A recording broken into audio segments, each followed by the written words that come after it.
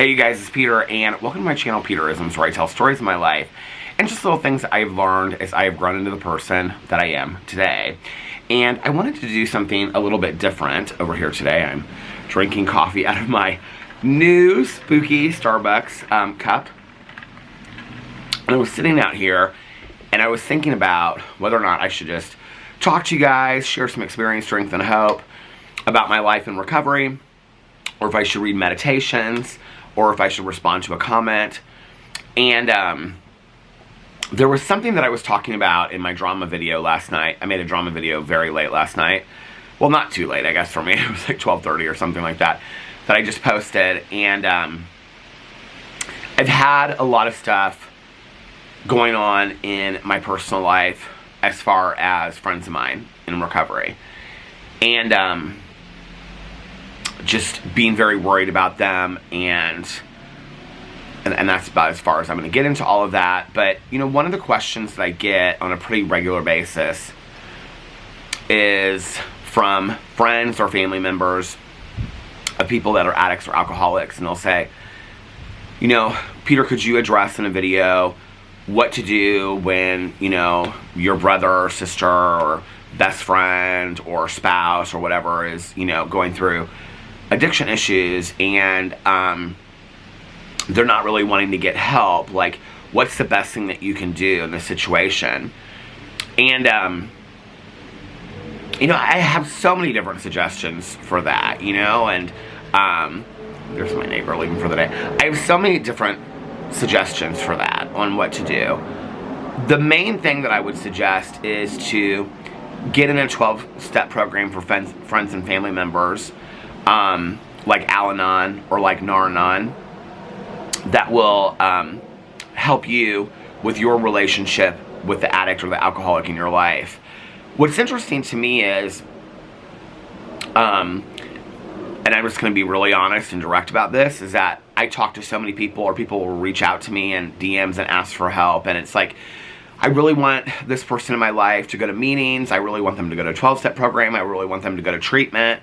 I really want them to get help. I'm so worried about this. This consumes my thoughts. And the first thing that I typically always say is, I think it would be great for you to go to a 12-step program like Al-Anon, which is the sister program to Alcoholics Anonymous. Al-Anon is a 12-step program for friends and family members of alcoholics. Nar-Anon is a 12-step program for friends and family members of addicts.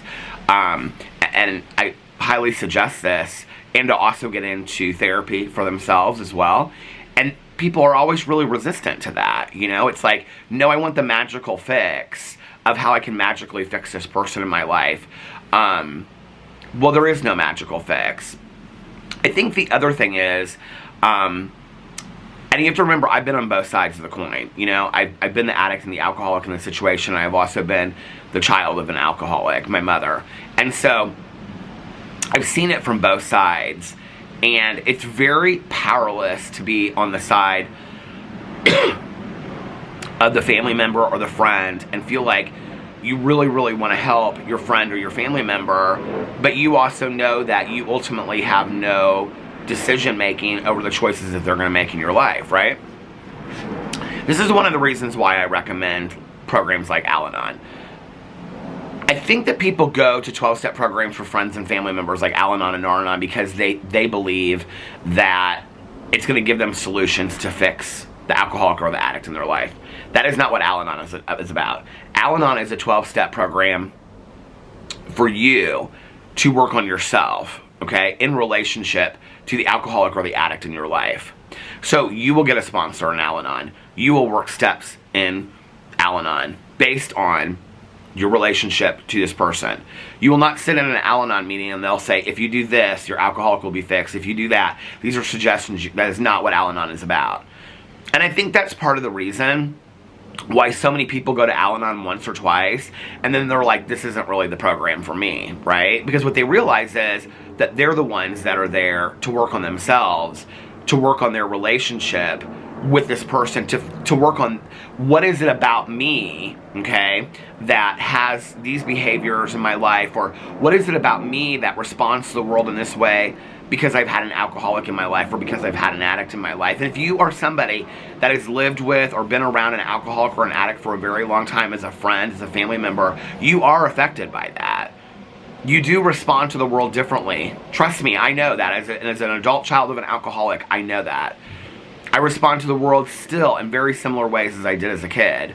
And I have been in therapy for a very, very long time about this and talked to my sponsor, and we've worked steps over it and all kinds of stuff, you know?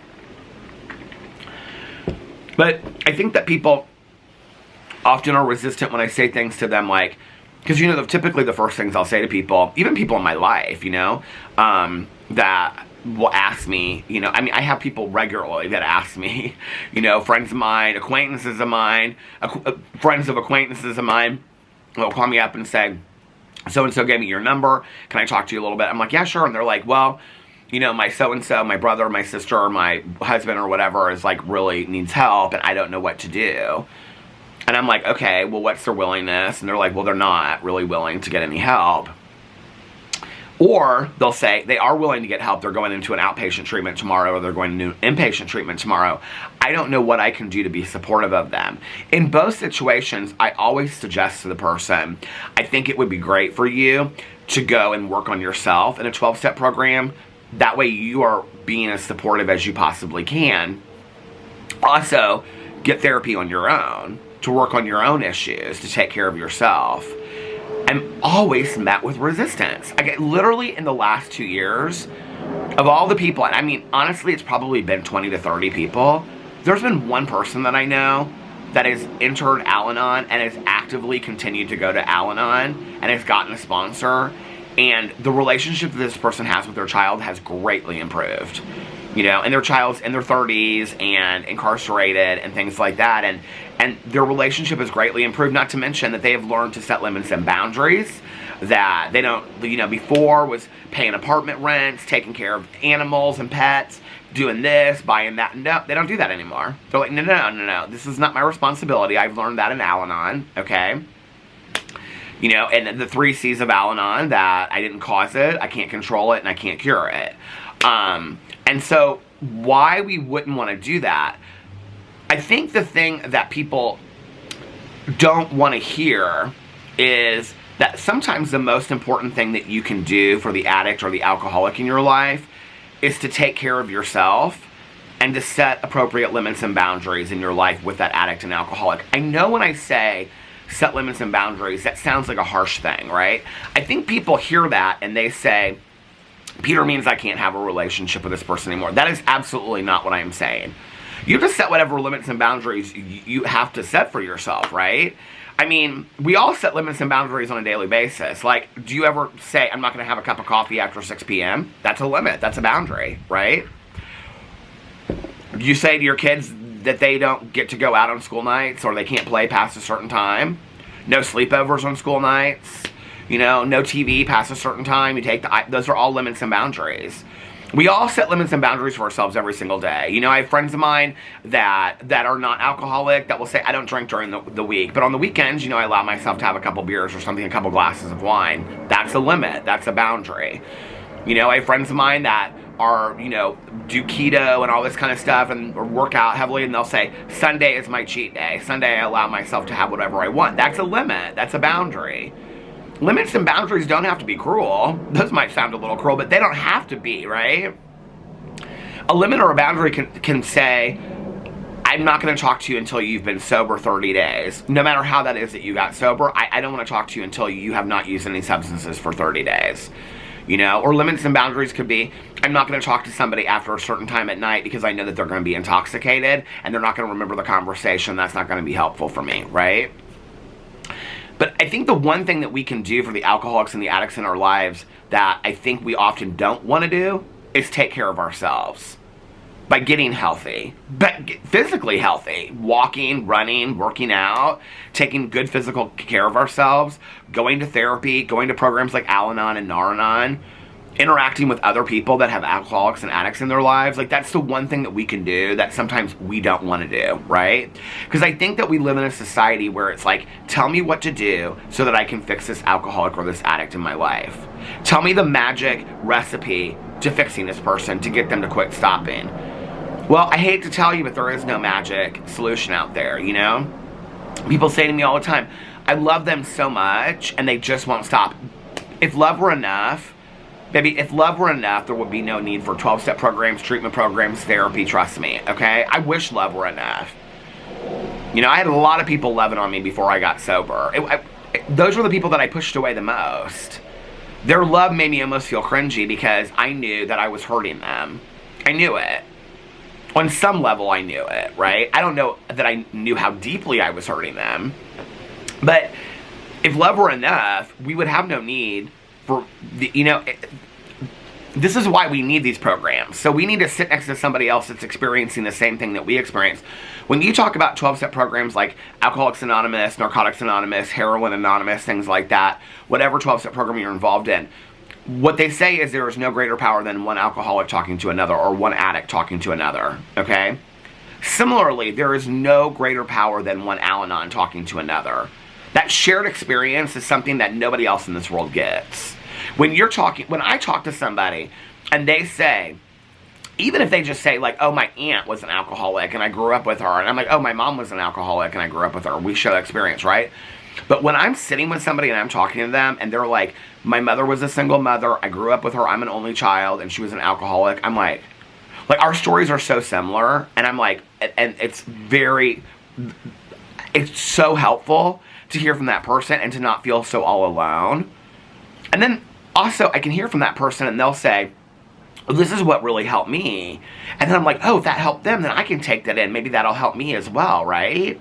So we hear more from those people than we do from books that we read, from therapists, even though I think that therapy is great, you know, from friends of ours, from family members. Sometimes the most important thing that we can do is to take care of ourselves. I think the other thing is that when the alcoholics and the addicts in our life realize that we are taking care of ourselves and we are getting healthy, then they are forced to have to be on an island by themselves. And this is what people don't like. They're like, well, we cannot leave that alcoholic or addict alone because they may use, they might die. They might, you're right. But they might use and they might die with being surrounded by 100 people.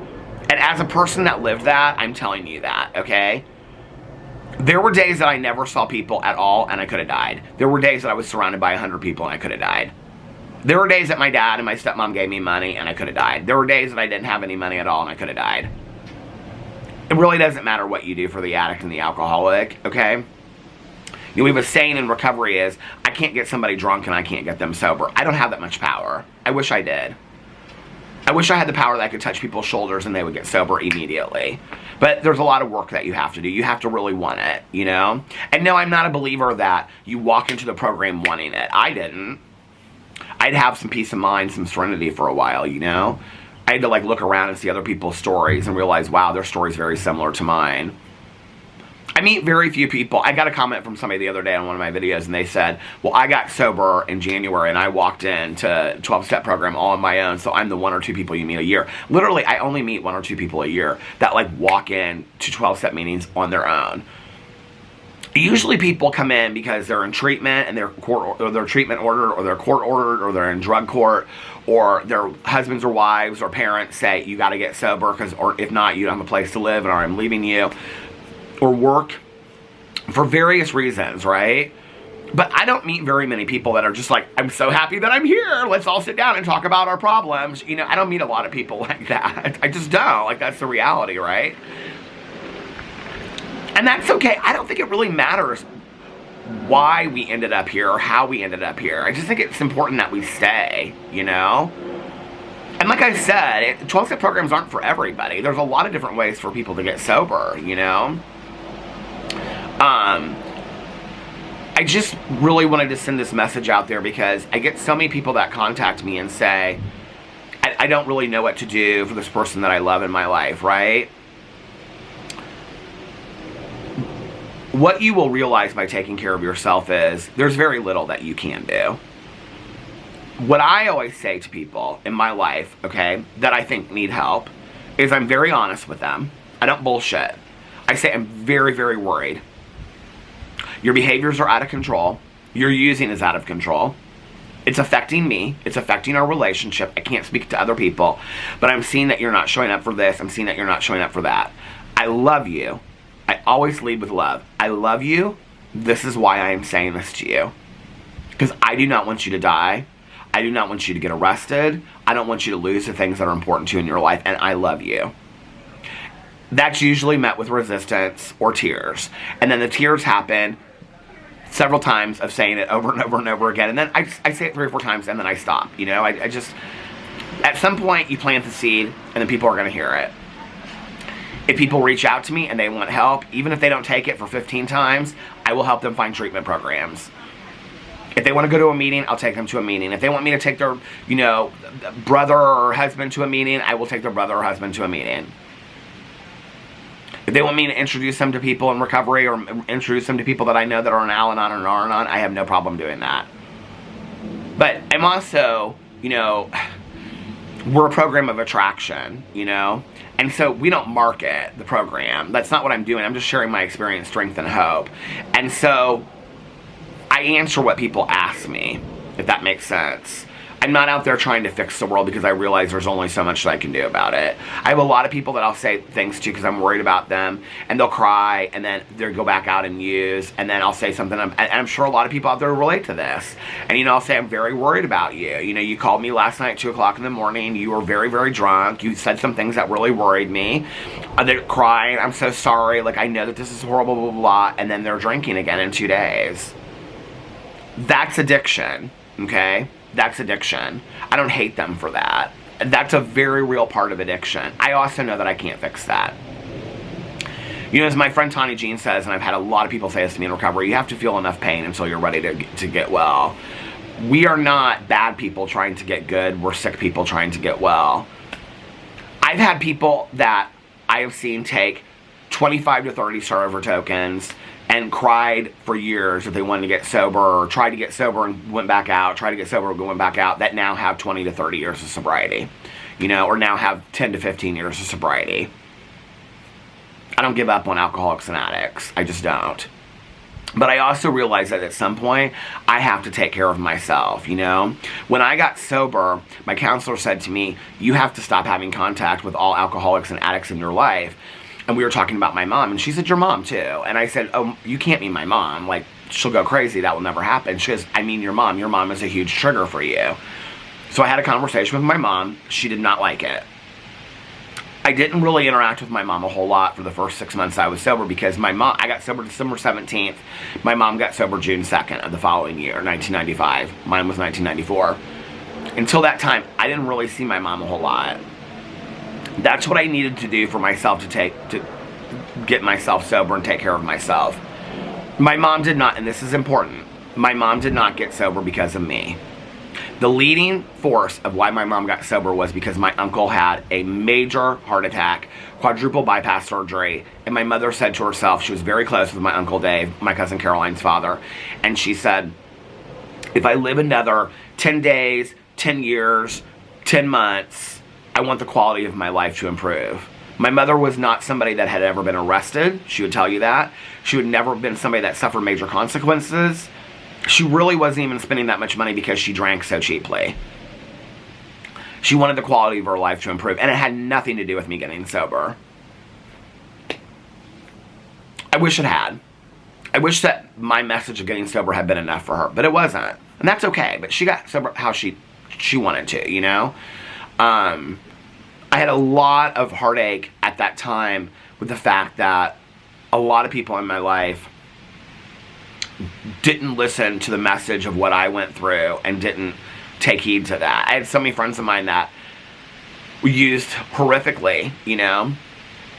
And I thought, God, if I can get sober, maybe they'll just listen to it too, but I couldn't be the preacher.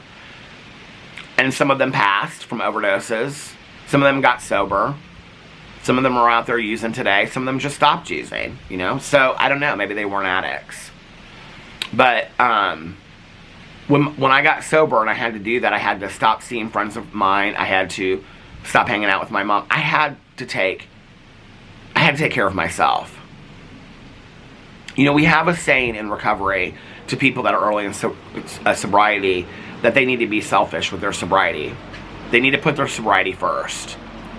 I say that to you as friends and family members of alcoholics and addicts too. It's okay. I'm giving you free reign to be selfish with taking care of yourself.